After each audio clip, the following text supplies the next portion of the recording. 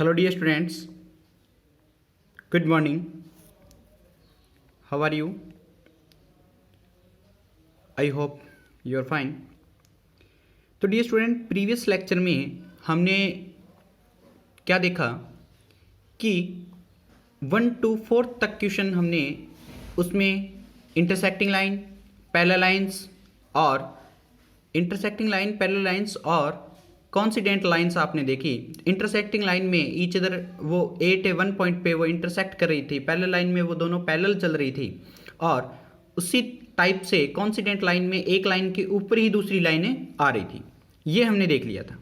यहाँ तक करने के बाद जो हम कॉन्सिडेंट और अनकंसिस्टेंट और कंसिस्टेंट देखेंगे, तो कंसिस्टेंट का मतलब होता है कि कोई न कोई एटलीस्ट वन सॉल्यूशन आपको मिलना चाहिए, और इनकंसिस्टेंट के अंदर नो सॉल्यूशन आपके पास से मिलेगा।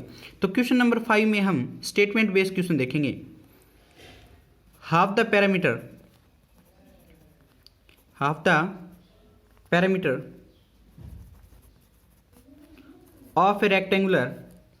of a rectangular garden whose length is a 4 meter more than its width, जो इसकी विड्थ है उससे 4 मोर देन है लेंथ। इस प्रकार को आपसे दिया हुआ है इज ए 36। तो ये half the parameter of the rectangular garden, तो हाफ पैरामीटर दिया हुआ है और लेंथ है उसकी वो 4 more than length it's a width है, और find the dimensions of the garden. तो आप देखेंगे कि यहाँ पे सॉल्यूशन के अंदर हाफ द पैरामीटर का डियर स्टूडेंट आप देखेंगे पैरामीटर क्या होता है, parameter of A rectangular garden, तो 2 into x plus y। Now half the parameter आपके पास क्या मिलेगा, half parameter of A rectangular garden, तो वो मिलेगा आपके पास x प्लस ए वाई। तो आपके पास हाफ पैरामीटर जो गार्डन की वैल्यू है वो 36 आपके पास है गिवन है, तो ये आपके पास गिवन है। तो आपके पास x plus y equals to में 36, इक्वेशन नंबर 1 फाइंड आउट है जो फाइंड हुई। अब नेक्स्ट देखेंगे कि हुज लेंथ, तो आपने इसकी विड्थ है वो लेट कर ली, लेट विड्थ इक्वल्स टू में y metre and length is a x metre. तो x आपके पास लेंथ है और y आपके पास विड्थ है, तो यहां से आप देखेंगे कि length is 4 more than y, तो आपके पास विड्थ से 4 ग्रेटर है, तो आपके पास यहां से x minus y equals to में 4, ये सेकंड इक्वेशन है गिवन है। तो आप क्या करेंगे, इसका सॉल्यूशन निकालेंगे। तो यहां से सॉल्यूशन निकालेंगे तो इसकी टेबल क्रिएट करेंगे आप, यहां से टेबल क्रिएट करेंगे एक्स वाई, 0 आप इसके अंदर रखेंगे तो y की वैल्यू 36 और 0 इसमें रखेंगे तो 36, और उसके बाद आप देखेंगे तो x की वैल्यू 20 रखेंगे तो y की वैल्यू आपके पास 16 रहेगी। तो इस प्रकार से भी आप सॉल्व कर सकते हैं। तो यहाँ से आप देखेंगे कि x की वैल्यू 0 रखेंगे तो y की वैल्यू -4, यहाँ 0 रखेंगे तो x की वैल्यू 4, और यहाँ पे आप 20 रखेंगे तो आपके पास ये 16 होगा। तो कॉमन पॉइंट आपके पास 20 और 16 आपको मिल रही है। तो इस प्रकार से डियर स्टूडेंट आप इनको अच्छे से सॉल्व कर सकते हैं। तो यहाँ पे 4, यहाँ पे 8, 12, 16, 20, 24, 28 और 32, तो इस प्रकार से 36, तो आपके पास इस प्रकार से मिलेंगे 4, 8, 12, 16, 20, 24, 28, 32 और 36।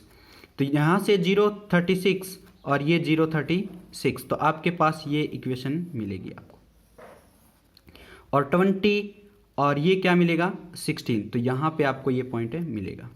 यहाँ से 0-4, तो आप देखोगे कि 0-4 तो ये है पॉइंट आपके पास, और 4-0 ये आपके पास पॉइंट है, तो यहाँ से और 20-16 ये आपके पास ये पॉइंट है, तो आप इनको मिला दोगे तो ये आपके पास 20x की वैल्यू 16y की वैल्यू, तो आपके पास इंटरसेक्टिंग पॉइंट होगा, तो इंटरसेक्टिंग हो ये x की वैल्यू और ये y की वैल्यू, तो आंसर क्या होगा x इक्वस टू में 20 मीटर यानी कि ये क्या है लेंथ, और y इक्वस टू में 16 मीटर तो ये क्या है आपकी विड्थ। तो इस प्रकार से आपको ये जो लेंथ है और विड्थ आपको मिल जाएगी। तो आप क्या है 20 और 16 वैल्यूज इसकी असाइन करवा दोगे। नेक्स्ट में क्वेश्चन नंबर 6 आपके पास दिया हुआ है, given the linear equation, given the linear equation 2x plus में 3y माइनस में 8 equals to 0, right another linear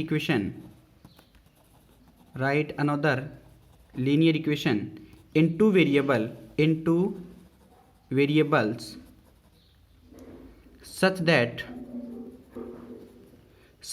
the geometrical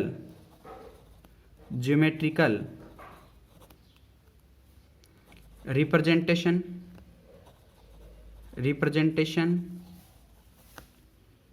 of the pair of formed is a,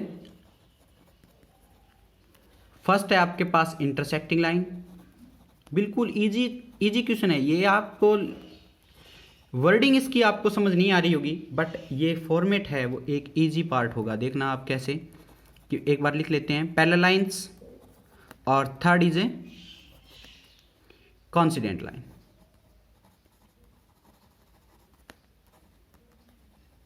तो डियर स्टूडेंट आपको मैं समझा देता हूं कि given the linear equation 2x plus में 3y minus 8 equals to 0, right another linear equation in two variable, दूसरी equation बनानी है आपको जो इंटरसेक्टिंग हो, पैरेलल हो, कोइंसिडेंट हो। तो आपको ये कंसेप्ट अच्छे से पता है कि इंटरसेक्टिंग में a1 अपॉन में a2 का रेशियो b1 अपॉन b2 का रेशियो इक्वल नहीं होता, और पैरेलल लाइंस में सभी इक्वल्स होते हैं, फर्स्ट टू इक्वल होते हैं, थर्ड नॉट इक्वल रहता है, और कोइंसिडेंट में तीनों के तीनों इक्वल होते हैं रेशियो। तो डियर स्टूडेंट इंटरसेक्टिंग लाइंस में आपके पास क्या होगा a1 डिवाइड में a2 ratio not equal to होगा b1 डिवाइड में b2 के। पैरेलल लाइंस के अंदर a1 डिवाइड में a2 इक्वल टू होगा b1 डिवाइड में b2 नॉट इक्वल टू रहेगा c1 अपॉन में c2, ये आपके पास रेशियो इक्वल नहीं रहेगा, ये दोनों इक्वल रहेंगे। कॉन्सिडेंट लाइन में a1 डिवाइड में a2 इक्वल रहेगा b1 अपॉन में b2 इक्वल रहेगा c1 अपॉन में c2। तो डियर स्टूडेंट आप देखेंगे कि यहाँ पे आपके पास इक्वेशन थी 2x और -3 प्लस में 3y और -8 इक्वस टू 0। तो यहाँ से आपने a1 2 लिया, b1 3 लिया और c1 कितना लिया -8। अब जो इंटरसेक्टिंग लाइन होगी, फर्स्ट इंटरसेक्टिंग लाइंस, तो रेशियो आपके पास क्या होना चाहिए नॉट इक्वल, तो कुछ भी ले सकते हो। यहाँ पे 3x और प्लस में यहाँ पे ये 2/3 हुआ और ये 3/2 कर लो, तो यहाँ पे 2y और माइनस में 7 इक्वस टू 0 आप ये ले सकते हो। तो ये आपके पास सेकंड इक्वेशन मिलेगी, कुछ भी और आपके पास इनफाइनाइट सॉल्यूशन होंगे, इसकी कोई दिक्कत नहीं है। सेकंड आप देखोगे पैरेलल लाइंस के लिए आपके पास इनमें फर्स्ट और सेकंड इक्वल होना चाहिए, तो ये क्या लोगे 2x और प्लस में 3y और माइनस में ये 7 ले लो इक्वस टू 0, क्योंकि -8 था तो आपने -7 ले लिया, तो लास्ट वाला इक्वल नहीं होगा। थर्ड में आप क्या लोगे कॉन्सिडेंट लाइन आपके पास इक्वल होना चाहिए, तो ये क्या लोगे 4x ले लो प्लस में 6y ले लो और माइनस में 16 ले लो बराबर है 0, इक्वल टू आप क्या लोगे 0। तो ये आपके पास क्या मिलेगा कि इंटरसेक्टिंग लाइन के लिए आप जो फर्स्ट टू रेशियोज हैं वो इक्वल नहीं आनी चाहिए, पैरेलल लाइन के लिए फर्स्ट टू इक्वल आने चाहिए, लास्ट वाला इक्वल नहीं आना चाहिए, कोइंसिडेंट के लिए थर्ड, तीनों के तीनों यानी कि जो सभी ऑल रेशियोज हैं वो इक्वल आपके पास से मिलने चाहिए। तो ये इस प्रकार से आप एग्जाम्पल ले सकते हो, और भी ले सकते हो, जो बुक में दिए हुए हैं वो भी ले सकते हो, ये मैंने बताए हैं वो भी ले सकते हो, और भी आपके मनसा से ले सकते हो। तो यहाँ पे क्वेश्चन नंबर 7, यहाँ पे क्या आएगा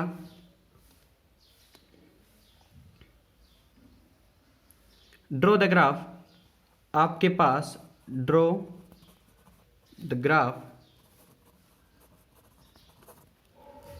of the equation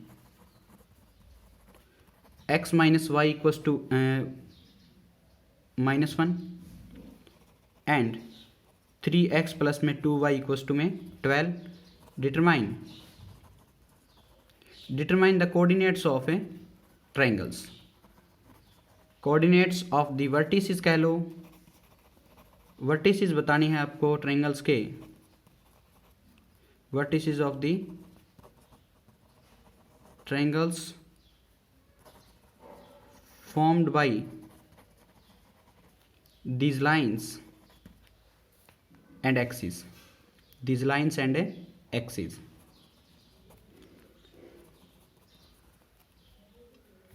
x axis कह लो and side of the triangular region, ये आपके पास क्या होगा, ट्रायंगुलर रीजन होगा. तो डियर स्टूडेंट, आई होप कि ये चीज़ आपको समझ आई होगी. आपके पास x माइनस में y इक्वल्स टू में -1 equation number 1 and 3x plus में 2y इक्वल्स टू 12 आपके पास इक्वेशन नंबर है सेकंड. तो ये आपके पास गिवन है.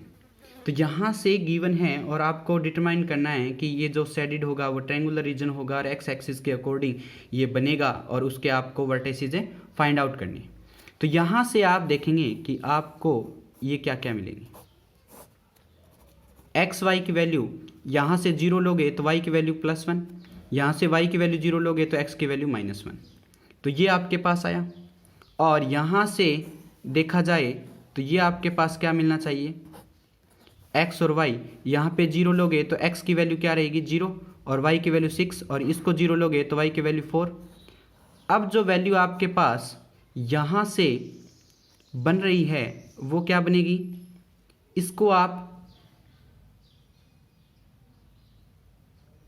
6 से इसको 3 से और इसको 2 से, तो इसको 2 से मल्टीप्लाई करेंगे तो 2 3 जा 6 और इसको 3 से मल्टीप्लाई करेंगे 6, तो 6 और 6 से 12.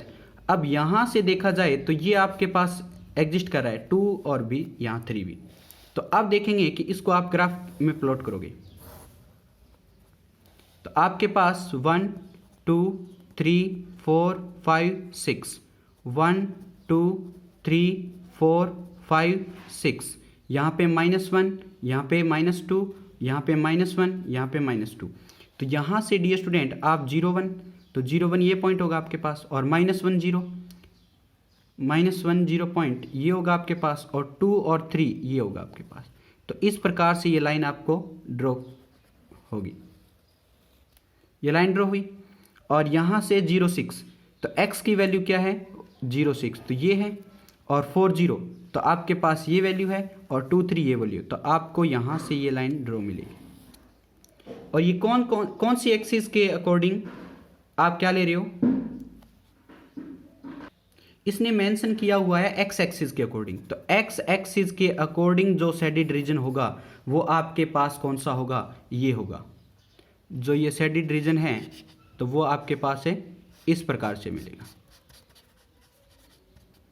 तो यहाँ से आपको ये पॉइंट्स मिलेंगे और वो पॉइंट्स किस प्रकार से हैं, ये आपके पास -1 0, ये आपके पास 4 0 और ये आपके पास 2 3. तो यहाँ से आपने क्या देखा डियर स्टूडेंट, आपने देखा कि जो वर्टिसेस हैं इसके, तो वो वर्टिसेस किस प्रकार से हैं. तो वर्टेक्स या आप लिख लोगे vertices of the triangle formed by these lines. तो उसके जो वर्टिसेस होंगे ट्रायंगल के तो वो -1 0 होगा, 4 0 होगा एंड आपके पास 2 3 होगा. तो इस प्रकार से आपके पास ये आंसर मिल जाएगा. तो ये आपके पास शेडिड रीजन और इस प्रकार से ये आपके पास आंसर है क्रिएट होगा. तो आज डियर स्टूडेंट ये आपने यहाँ तक 3.2 एक्सरसाइज कंप्लीट कर ली. नेक्स्ट देखते हैं. तो डियर स्टूडेंट एक्सरसाइज 3.3 में सॉल्व करेंगे हम फर्स्ट क्वेश्चन को. Solve the following pair of linear equation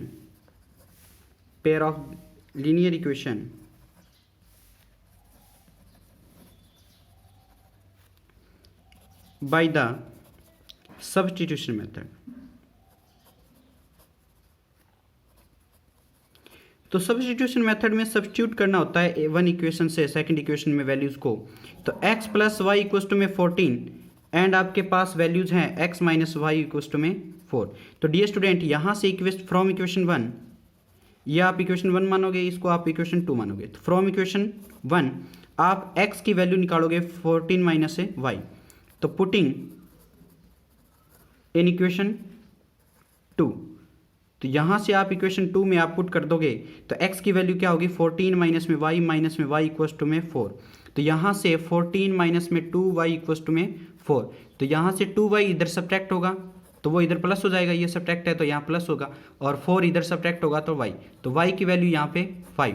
तो ये पुट करोगे आप, putting values of A y in equation 1। तो आप इक्वेशन 1 में रखोगे तो x इक्वल्स टू में 14 माइनस में 5, तो यहाँ पे वैल्यू क्या आएगी 9। तो इस प्रकार से डियर स्टूडेंट आपके पास x की वैल्यू 9 एंड y की वैल्यू 5 मिल जाएगी। तो आप इस प्रकार से इसको सोल्व कर सकते हैं। सेकंड क्वेश्चन देखते हैं dear student, s minus t equals to में 3 और s डिवाइड में 3 प्लस में t डिवाइड में 2 इक्वल्स टू में 6। तो ये इक्वेशन 1 और इसको आप सोल्व करोगे, मल्टीप्लाई बाय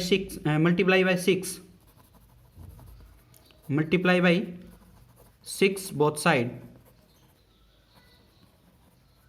तो आपके पास क्या होगा, ये 6 से मल्टीप्लाई होगा तो 2s प्लस में ये 6 से मल्टीप्लाई होगा 3t और इक्वल्स टू में 36।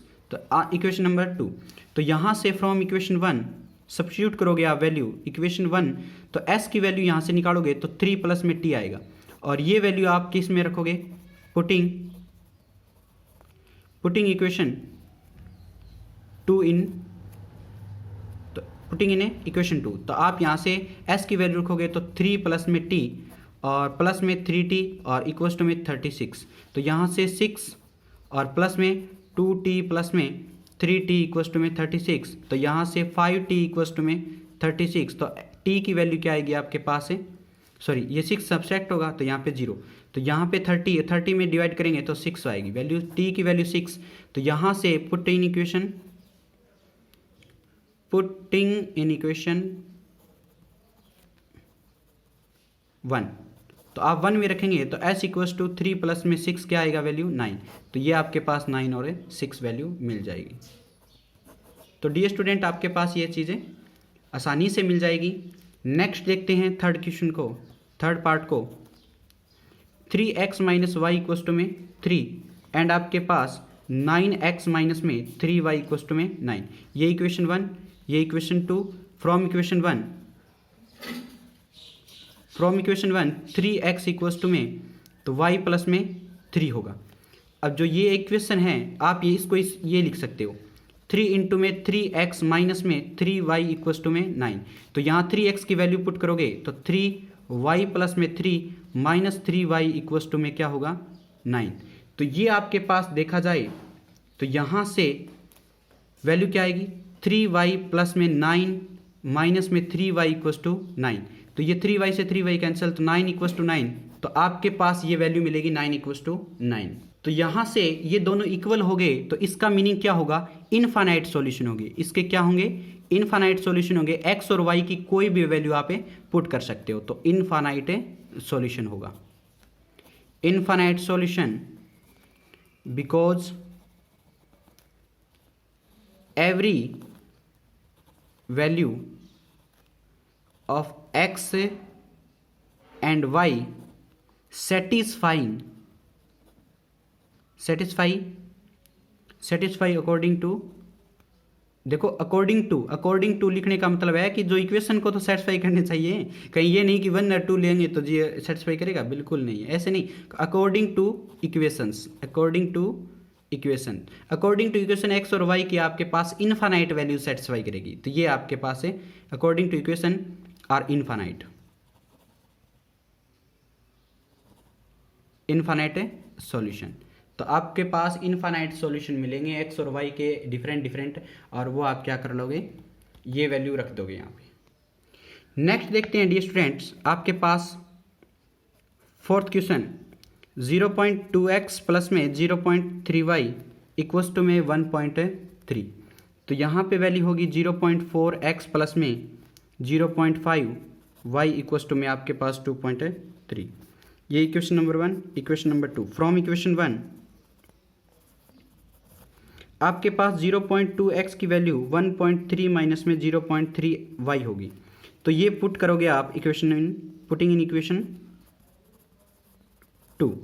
तो यहाँ से आप इसको लिख सकते हो 0.2 इंटू में 2 मल्टीप्लाई, ये 2 मल्टीप्लाई 0.2x और प्लस में 0.5y इक्वस टू में 2.3। तो यहाँ से वैल्यू रखोगे इसकी, तो 2 इंटू में 1.3 माइनस में 0.3y प्लस में 0.5y और इक्वस टू में 2.3। यहाँ से मल्टीप्लाई करोगे तो 2.6 माइनस में 0.6y प्लस में 0.5y इक्वस टू में 2.3। यहाँ से डियर स्टूडेंट इसमें आप सब्ट्रैक्ट करोगे तो 0.1 बचेगा माइनस का, ये इधर सब्ट्रैक्ट होगा तो 0.3 में से 0.6 सब्ट्रैक्ट होगा तो वो माइनस का 0.3 बनेगा।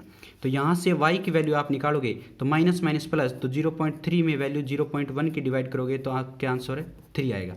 तो y इक्वस टू में 3 पुट इन इक्वेशन 1। तो यहाँ से आपके पास इक्वेशन 1 में आप पुट करोगे y की वैल्यू को, और y की वैल्यू पुट इन इक्वेशन 1 करेंगे तो यहाँ से आपके पास 0.2x इक्वस टू में 1.3 माइनस में 0.3 इंटू में 3। तो 1.3 में से आप 0.9 सब्ट्रैक्ट करोगे तो 0.4 आएगा। तो 0.2x का डिवाइड करोगे तो ये आपके पास क्या बनेगा 0.4 में 0.2 का डिवाइड करेंगे तो आंसर आएगा 2। तो यहाँ पे x की वैल्यू 2 एंड y की वैल्यू क्या आएगी 3 आंसर आएगा। तो इस प्रकार से डियर स्टूडेंट आप इनको सॉल्व कर सकते हैं।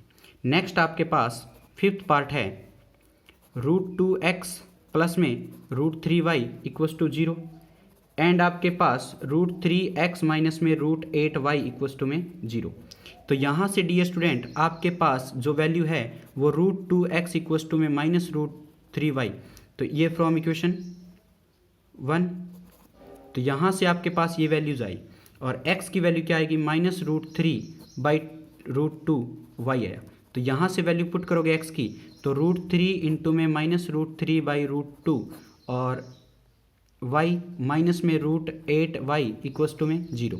तो अब इसको आप सोल्व करोगे तो ये क्या होगा कि जो भी आए तो आपके पास y के मल्टीप्लाई में कौन होगा कि -3 बाई √2 और -√8 को हम लिख सकते हैं 4 इंटू 2 यानी कि 2√2 और इक्वस टू 0। तो ये इधर सब्ट्रैक्ट होके क्या हो जाएगा 0 आएगा वैल्यू। तो y की वैल्यू 0 आएगी तो वो x के अंदर रखोगे तो x की वैल्यू भी 0 आएगी।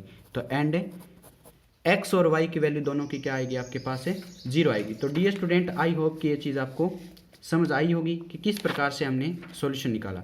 जो लास्ट एंड फाइनल इसका पार्ट है वो क्या है 3/2x माइनस में 5y डिवाइड में 3 इक्वस टू में -2 एंड आपके पास वैल्यू है x/3 और प्लस में y/2 इक्वस टू में 13/6। तो इस प्रकार से डियर स्टूडेंट आप देखेंगे कि यहाँ से वैल्यू क्या मिल रही है हमें, इसको आप 6 से मल्टीप्लाई करेंगे और इसको भी आप 6 से मल्टीप्लाई करेंगे। तो यहाँ से आप 6 से मल्टीप्लाई करोगे बोथ इक्वेशन को तो मल्टीप्लाई बाई 6 बोथ है इक्वेशन।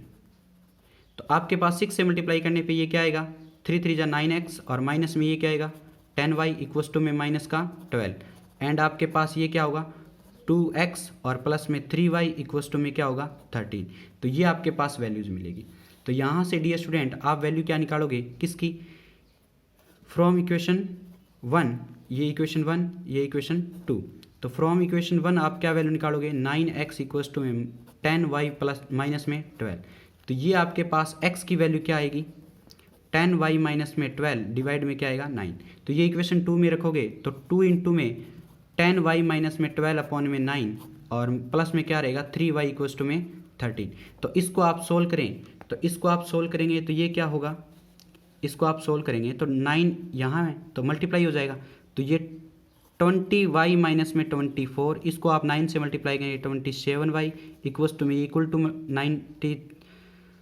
13 9 जा कितना होगा कि आपके पास 117 होगा। तो यहाँ से इसको आप ऐड करेंगे तो ये 47y और ये -24 इधर आपको ऐड होगा तो ये आपके पास वैल्यू आ जाएगी 1 और कैरी 1 होगा और ये 13 और 1 14, तो आपके पास ये वैल्यू आएगी। तो y की वैल्यू यहाँ से इसमें आप 3 टाइम्स डिवाइड करोगे तो अब आपके पास y की वैल्यू 3 आएगी। तो यहाँ से आप x की वैल्यू निकालोगे तो x की वैल्यू यहाँ से क्या आएगी, आपके पास ये 9 है और इसमें आप 3 की वैल्यू रखोगे 30 और 30 में से आपके पास ये सब्ट्रैक्ट होगा तो 18 में से 9 का डिवाइड करोगे तो 2, तो ये आपके पास है x की वैल्यू 2 एंड 3 मिल जाएगी। तो डियर स्टूडेंट, आई होप कि ये चीज़ें आपको समझ आई होगी। कोई भी अगर डाउट रहता है आपको तो आप मेरे से कांटेक्ट कर सकते हैं। कोई भी एनी डाउट आपके पास इनमें भी अगर कोई डाउट है तो आप मेरे से कांटेक्ट कर सकेंगे और मैं आपको डाउट सॉल्व करके भेज दूंगा। तो डियर स्टूडेंट, आज के लिए थैंक्स।